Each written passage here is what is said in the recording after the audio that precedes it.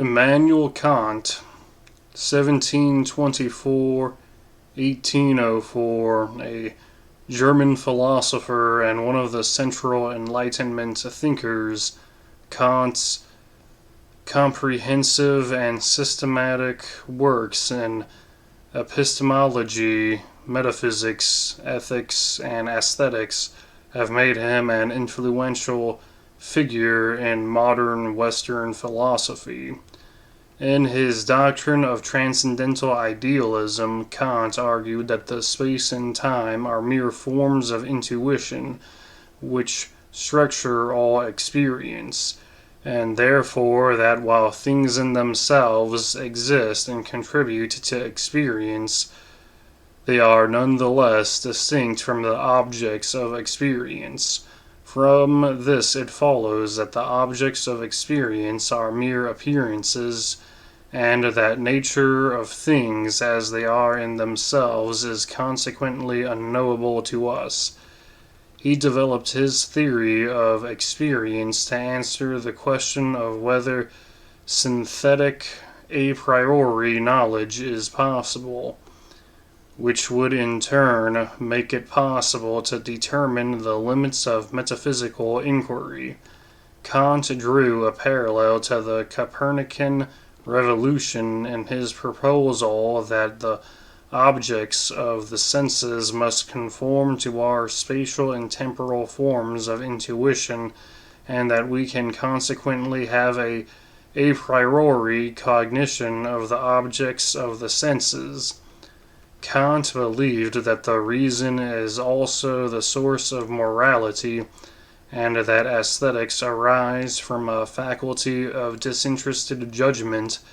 Kant's views continue to have a major influence on contemporary philosophy, especially the fields of epistemology, ethics, political theory, and postmodern aesthetics.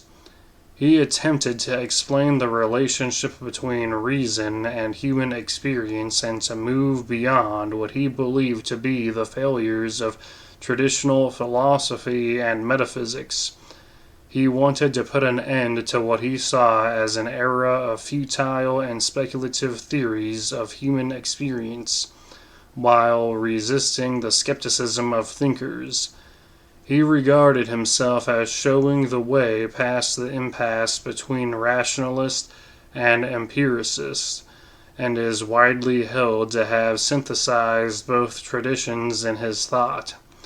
Kant was an exponent of the idea that perpetual space could be secured through universal democracy and international cooperation, and that perhaps this could be the culminating stage of world history. The nature of Kant's religious views continues to be the subject of scholarly dispute, with viewpoints ranging from the impression that he shifted from an early defense of an ontological argument for the existence of God to a principled agnosticism, to more critical treatments of optimized by Schopenhauer, who criticized the imperative form of Kantian ethics as theological morals, and the Mosaic Decalogue in disguise, and Nietzsche, who claimed that Kant had theologian blood and was merely a sophisticated apologist for traditional Christian faith. Kant asserted that because of the limitations of argumentation in the absence of irrefutable evidence, no one could really know whether there is a God and an afterlife or not. For the sake of morality and as a ground for reason, Kant asserted people are justified in believing in God, even though they could never know God's presence empirically. Thus, the entire armament of reason in the undertaking that one can call pure philosophy is in fact directed only at three problems that have been mentioned: God, the soul, and freedom. These themselves, however, have in turn their more remote aim, namely what is to be done if the will is free, if there is a God, and if there is a future world. Now, since these concern our conduct in relation to the highest end, the ultimate aim of nature provides, which for us wisely in the disposition of reason is properly directed only to what is moral. Firstly, Kant distinguishes between analytic and synthetic propositions. Analytic propositions, a proposition whose predicate concept is contained in its subject concept, e.g., all bachelors are unmarried or all bodies take up space. Synthetic proposition, a proposition whose predicate concept is not contained in its subject concept, e.g., all bachelors are alone or all bodies have weight.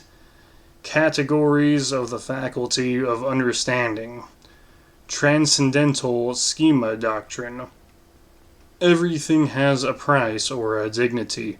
Whatever has a price can be replaced by something else as its equivalent. On the other hand, whatever is above all price and therefore admits of the no equivalent has a dignity, but that which constitutes the condition under which alone something can be an end in itself does not have mere relative worth, i.e., price, but an intrinsic worth, i.e., dignity. The universality test has 5 steps. Find the agent's maxim, i.e., an action paired with its motivation. Take, for example, the declaration, "I will lie for personal benefit." Lying is the action. The motivation is to fulfill some sort of desire. Together they form the maxim. Imagine a possible world in which everyone in a similar position to the real-world agent followed the maxim. Decide if contradictions or irrationalities would arise if the possible world as a result of the following maxim. If a contradiction or irrationality would arise, acting on the maxim is not allowed in the real world. If there is no contradiction, then acting on the maxim is permissible and is sometimes required.